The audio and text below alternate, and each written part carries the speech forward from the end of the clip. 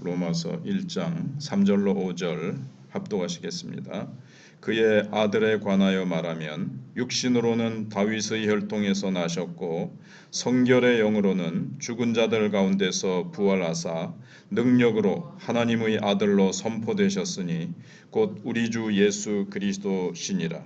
그로 말미암아 우리가 은혜와 사도의 직분을 받아 그의 이름을 위하여 모든 이방인 중에서 믿어 순종하게 하나니. 아멘.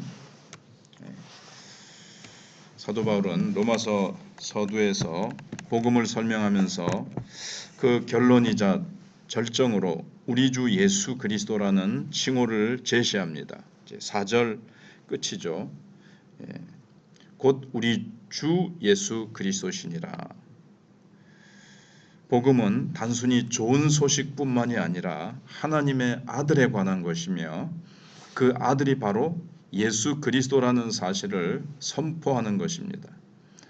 바울은 로마서에서만 이 위대한 주 예수 그리스도라는 명칭을 10번이나 사용하면서 초대교회 성도들이 이 이름을 부를 때 그들의 신앙과 생명을 걸었음을 상기시켜 줍니다.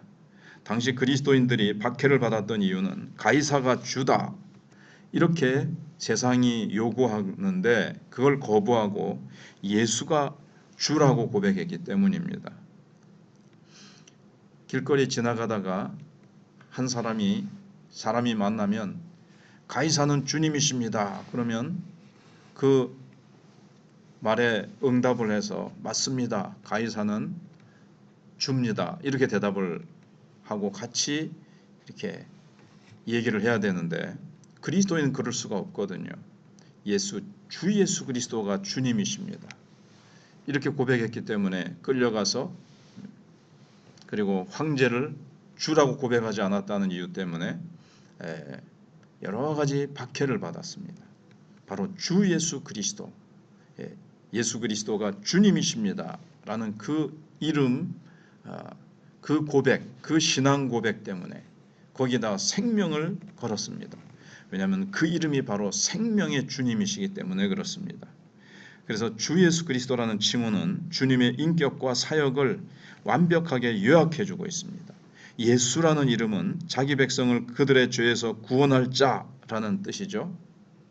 마태복음 1장에 나오듯이 그래서 동정녀 마리아에게서 나신 참된 인간이자 구원자임을 나타냅니다.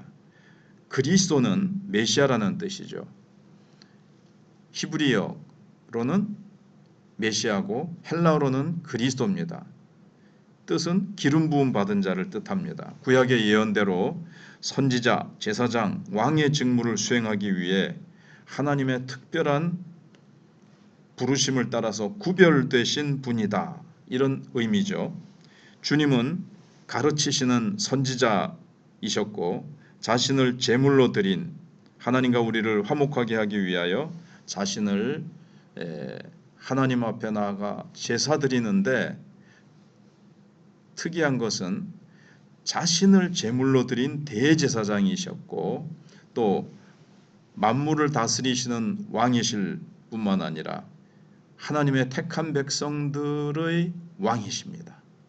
왕은 백성들을 보호하기 위해서 전쟁을 합니다. 적이 쳐들어오면 그 백성들을 보호하고 적의 위협으로부터 건져내기 위해서 전쟁을 하잖아요. 그래서 예수님은 그리스도로서 왕으로서 우리의 왕으로서 사탄과 싸워 이기시고 죽음에 빠진 운명에 빠진 우리를 사망 권세에서 건져내시고 사망의 세력으로부터 우리를 보호하시고 건져내시고 사탄의 공격으로부터 참소로부터 우리를 이제 건져내신 왕이시며 대제사장이시며 선지자가 되십니다. 그러면 이제 주라는 뜻은 우리가 잘 아는 대로 구약의 여호와와 동등한 신성을 나타냅니다. 히브리 사람들은 여호와라는 이름을 함부로 부르지 않고 주라고 불렀습니다. 그 예수 그리스도께서 부활을 통해서 능력으로 하나님의 아들로 선포되신 그분은 하늘과 땅의 모든 권세를 가지신 우주의 통치자, 우주의 왕이시라는 거죠. 우주의 주라는 것입니다. 그런데 또 우리 주 예수 그리스도 그랬습니다. 우리 주님이라는 뜻은 뭡니까? 특별한 의미가 있습니다. 세상은 주님을 목수의 아들이나 도덕적 위대한 4대 성인 중에 한 사람으로 보지만 그리스도인은 그분이 누구인지 영적으로 탁 인식을 합니다. 또한 주님께서 자신의 보배로우신 피로 우리를 사셨기 때문에 우리는 그분의 소유가 되었습니다. 따라서 우리는 그분의 종이며 그분은 우리의 정당한 주인이십니다.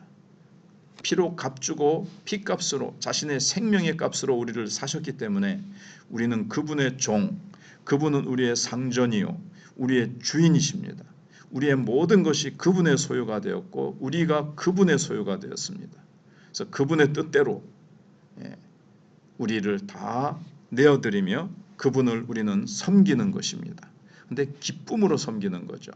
그분을 섬기면 그분에게 예속돼서 부자연스러운 것이 아니라 죄와 사망 권세와 세상의 헛된 죄악의 세력으로부터 자유케 되어지고 우리는 기쁨으로 그분을 섬기는 것입니다. 구주와 주 되심의 관계는 불가분의 관계가 있습니다. 오늘날 흔히 저지르는 심각한 오류 중에 하나가 예수를 그냥 구주로는 영접하지만 주로는 나중에 영접해도 된다. 먼저는 구주로 영접해라. 그리고 나서 차차 주님으로 내 모든 인생의 통치자로 나의 모든 것을 다스리는 자로 그렇게 해라. 그렇게 하는데 바울은 이것을 단호히 거부합니다. 주님의 인격은 나눌 수 없다는 거예요. 구주와 주님으로 이렇게 분리해서 생각할 수 없다는 겁니다. 주님으로 인정하지 않는 믿음, 이건 참된 믿음이 아니라는 거죠. 구주로만 믿는다? 나를 사망과 죄에서 사탄의 세력에서 지옥의 권세에서 건져주시기만 하는 분, 죄를 용서해 주시고 죄의 형벌에서만 구원해 주시는 분, 이렇게 하고 또 다른 거는 삶에서 내 모든 것을 주님으로 인정하고 주님께 내가 모든 것을 순종하는 주님으로 내가 인정하고 고백하는 것은 다른 것이다. 이렇게 할 수 없다는 거예요. 그분은 주님으로서 우리를 구원해 주신 분이시라는 거죠. 우리를 구원하실 때 우리를 사셨잖아요. 그러니까는 우리를 예수님의 소유로 삼으신 분이기 때문에 그분은 우리의 주님이심과 동시에 구주신 거죠.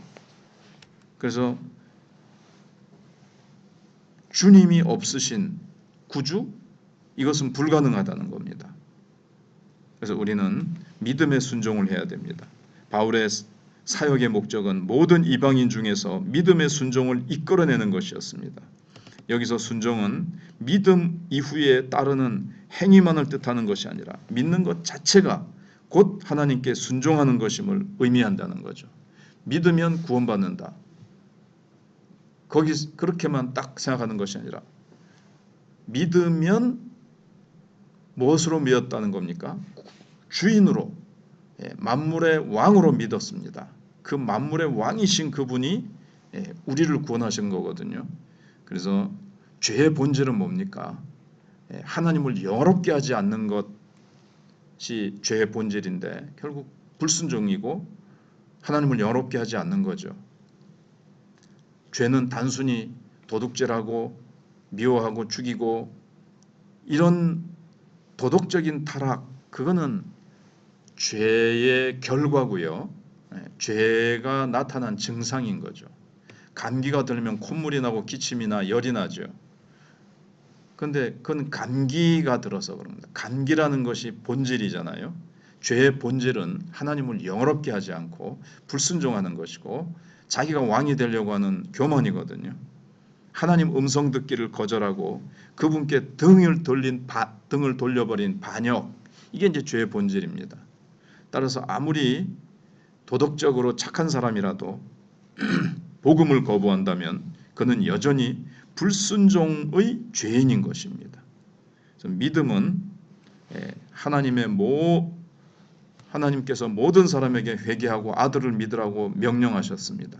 그러므로 복음을 믿는 것은 하나님의 권위에 복종하는 최고의 순종이고, 믿지 않는 것은 하나님을 거짓말쟁이로 만들고 하나님을 하나님 되지 않도록 하나님의 왕되심과 하나님의 사랑과 이 모든 것들을 거부해버리는 아주 무서운 불순종입니다.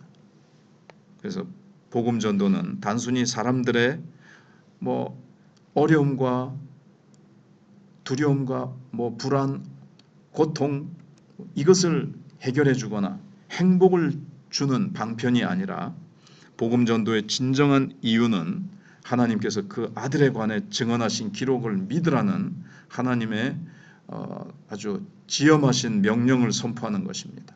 우리는 주님을 단순한 구원자로만 여기는 습관을 버리고 그분의 충만한 영광과 권위를 담은 주 예수 그리스도라는 이름을 온전히 고백해야 됩니다. 말로만이 아니라 삶으로 그분을 구주와 주님으로 고백하고 우리의 모든 삶, 우리의 재정을 쓰거나 우리의 취미생활이나 우리가 말하는 것이나 우리의 삶 전체가 예수는 나의 왕이시고 나는 그분의 종으로서 그분만을 위해서, 그분의 영광을 위해서 살아간다는 것을 온 몸으로, 온 내 삶으로, 내 입술로 주님 앞에 고백하고 내 자신을 하나님의 말씀에 복종시키고 그 아들을 주로 모시고 살아가는 사람이 바로 그리스도라는 것을 우리가 기억해야 되겠습니다. 실천적으로 생각해 보면 오늘 나의 결정을 내릴 때 예수님을 나의 구세주로만 대하지 않게 하시고 나의 주인으로 대하며 살게 해달라고, 내 시간, 재정, 관계의 주권을 주님께 드리고 살아가게 해달라고 기도하시고, 죄는 단순히 실수나 남을 미워하고 뭘 훔치고 그런 부도덕으로 보지 않고 하나님의 말씀에 귀를 닫는 불순종이라는 것을 우리가 기억해야 되겠습니다. 그리고 예수 그리스도의 이 주 예수 그리스도의 이름 권세를 우리가 사용해야 되겠습니다. 기도하겠습니다. 만유의 주제 되신 하나님 아버지, 사도 바울의 고백을 통해 복음의 핵심인 예수 그리스도의 주되심을 다시금 깨닫게 하시니 감사합니다. 그동안 제가 주님을 나의 필요를 채워주는 수단으로만 여기지 않았는지, 내 삶의 보좌에는 여전히 내가 앉아 주님을 종처럼 부리려 하지는 않았는지 회개하게 하소서. 나사렛 예수, 낮고 천한 자리에 오셔서 십자가를 지신 그분이 이제는 부활하사 만물을 다스리시는 주가 되셨음을 믿습니다. 하나님의 아들을 믿으라는 그 엄중한 명령에 기쁨으로 순종하게 하여 주시옵소서.